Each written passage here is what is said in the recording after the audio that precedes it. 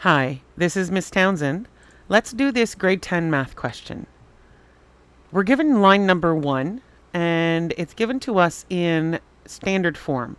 So I can't tell you immediately what the slope is or what the y-intercept is, but I'll be able to find them if I need them. That's line number 1. And then in part A, we're asked to find line number 2. What we know about line number 2 is that it is parallel to line number 1, and it has a y-intercept of -1. And then we're asked to find the equation. Oh, that should definitely be line number 2. Find the equation of line number 2 in slope-intercept form and standard form. So, in order to find the equation of a line, we always start with slope-intercept form, which looks like this. So I need to be able to tell you the slope of the line and a point on the line. And then I can write the equation of a line. So a point on line number 2 would be that there's a y-intercept of -1. So that's a point that looks like that. But even better than that, if I have the y-intercept, I actually know exactly what b is without having to do any extra math. B would just be -1. So that's great. I already know what b is equal to, which is better than knowing what a point is because I don't have to do as much algebra. So I know that the b value of the equation of line number 2 will be -1. Let's talk about slope. Line number 2 is parallel to line number 1, which means they have the same slope. But I don't know the slope of line number 1, so let's find what it would be. So I'm just going to move my screen up a little, or down, depending on how you see things. And let's look at this equation, 2x minus 7y plus 28 equals 0. And what I want is I want to find the slope of this line. So I'm going to rearrange this equation into slope-intercept form.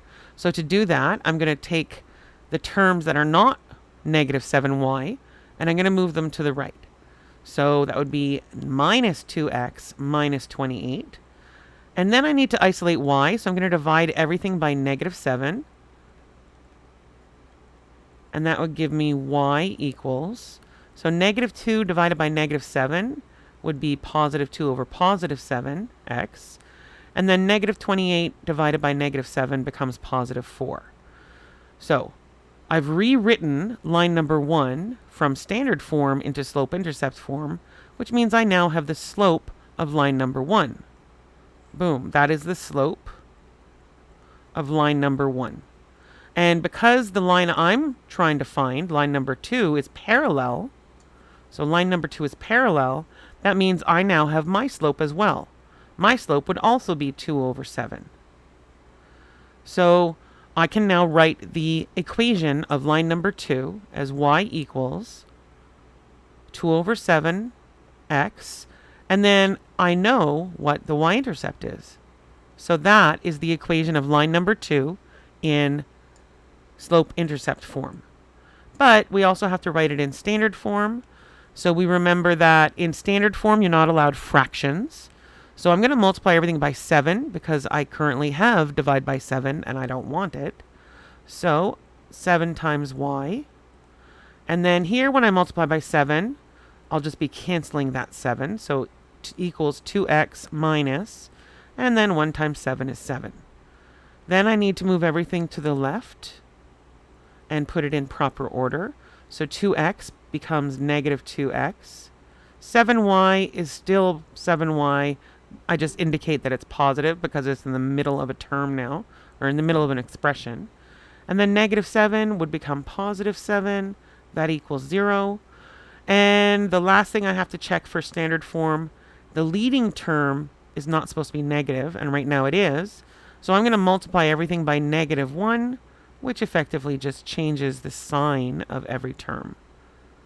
So that is the equation in standard form, and the equation in slope-intercept form was this one. Okay, so let's now look at question B. So all that was for part A. Question B talks about a line called line number 3. We're told that it is perpendicular to line number 1 and passes through the point -4, 2. So I'm going to erase this work because if you need it, you can just pull back the video Oh, technology. So here's what I know about line number 3. Just keep going. Again, line number 3 is perpendicular to the first line. So let's go up. So I know that I need to find the slope and a point of line number 3 so I can do some algebra. So the slope of line number 1 was 2 over 7. My line is perpendicular, so my slope is 7 over 2, and because this is positive, mine would be negative. That's the slope of line number 3, and it passes through the point negative 4, 2. So that's the information I need. I don't need to refer back to line number 1 ever again. Goodbye. I just need to do the algebra. So I know the slope of line number 3, so I can write that much of the equation, y equals negative 7 over 2x plus b. And I have a point, which means I have an x and a y value that I can sub in to the equation to help me solve for b. So I subbed in x equals negative 4 and y equals 2. And now I just have to do some algebra to solve for b. So there's b. Oops, there's b. And I want to solve for b. So I have negative 7.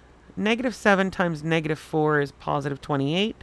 Divided by 2 plus b. So 28 divided by 2 is just 14. And then I can solve for b if I just subtract 14 from both sides. So I get that b is negative 12. So that means I can write the slope-intercept equation as y equals negative 7 over 2x minus 12. And now I need to put that into standard form. So first I'm going to multiply everything by 2 because I'm not supposed to have fractions.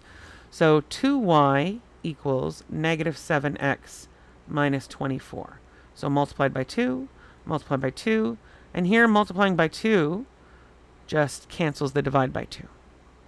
Now I'm going to move everything to the left side of the equal sign, which means that negative 7x becomes positive 7x. 2y is still just 2y, it's positive.